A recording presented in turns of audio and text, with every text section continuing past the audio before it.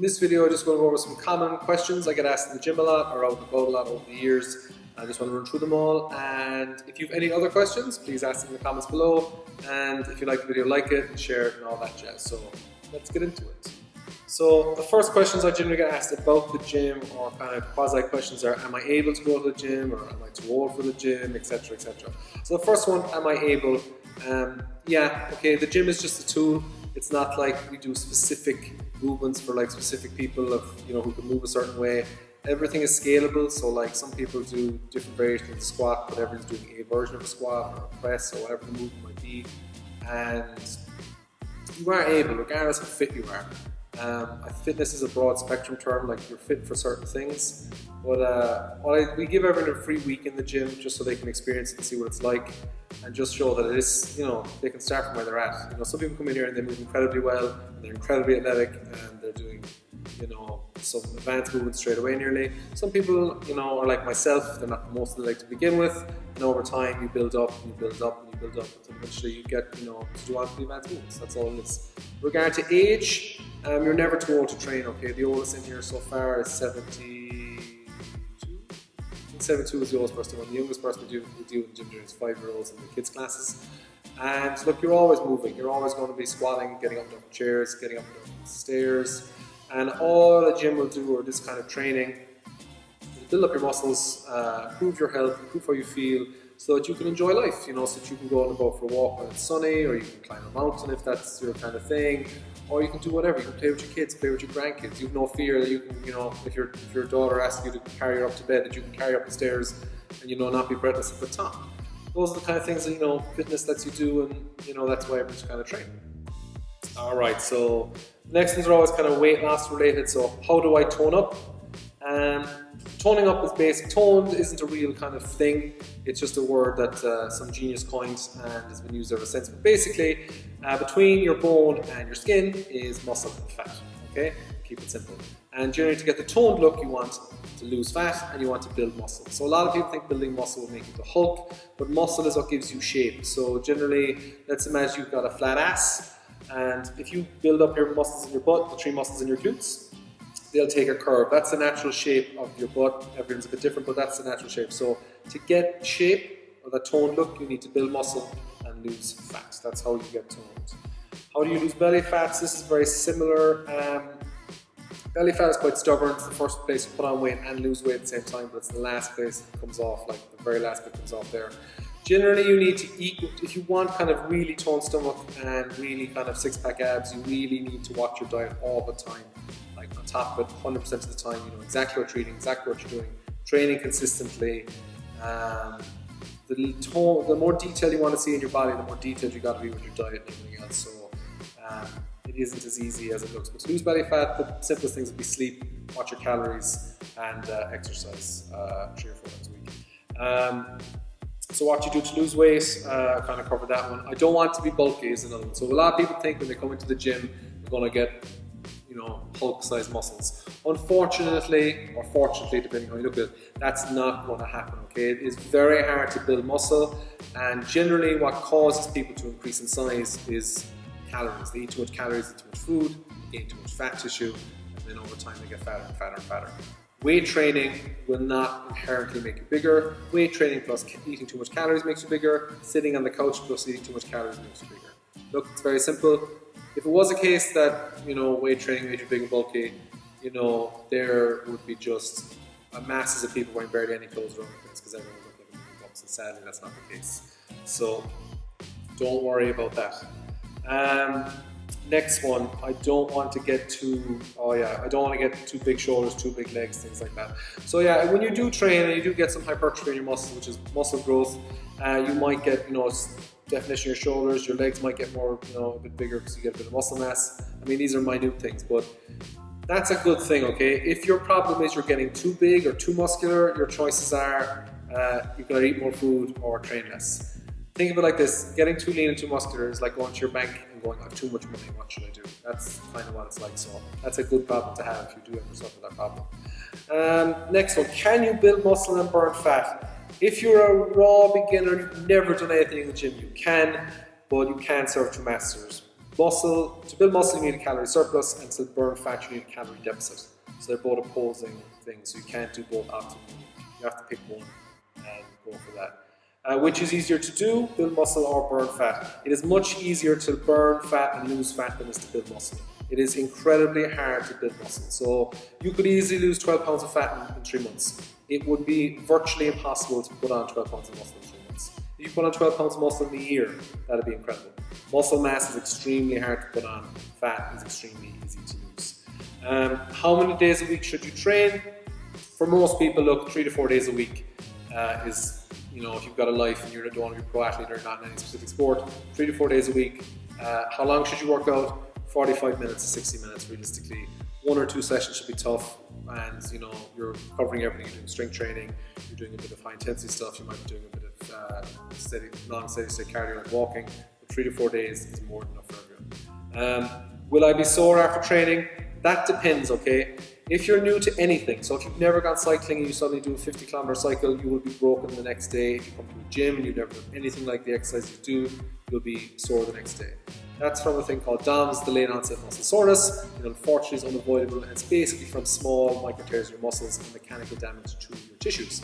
Now that heals over time, and eventually if you keep doing, let's say squats is what made you sore, you do squats Monday, Wednesday, Friday for 3 weeks, eventually the DOMS will go away and you shouldn't experience DOMS too badly again, unless of course you expose yourself to something new.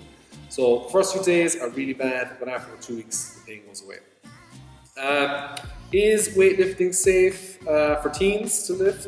Or is weightlifting, what is it here? Is it safe for teens to lift? And does weightlifting stunt growth? So on the stunting growth one, I started weightlifting when I was 12, and I'm now 6'5", so on personal experience I would say no, but realistically it doesn't stunt your growth. A lot of people think it shuts down growth plates. Look, if you get injured playing rugby and roll your ankle or break your arm, you can stunt your growth as well. So under proper training and under proper guidance, no, it won't stunt your growth. If anything, it'll make you, teach you patterns, teach you habits for the rest of your life that will make you healthier. Is it safe? Yeah, it is safe, okay? If you've got, again, proper coaching, proper guidance, proper instruction, it is safe, like everything else. If you've got a bad coach, or you're in a gym that doesn't care, or you're playing a sport where no one cares, you can get injured, okay? It's, it's just common sense. You can get killed crossing the road. But it is safe under proper guidance and instruction so that people are lifting within their parameters. So it is safe for everyone. Is it possible to gain weight and look better? Yes, it is. So a lot of people, when they start training hard and they start training consistently, they might not notice change in the scales, but they might notice that the scale weight increases, but they look better. And the reason for that is their body composition is shifting, so they're basically losing fat and they're getting a bit of muscle, or they're maintaining the muscle mass they have and they're losing fat.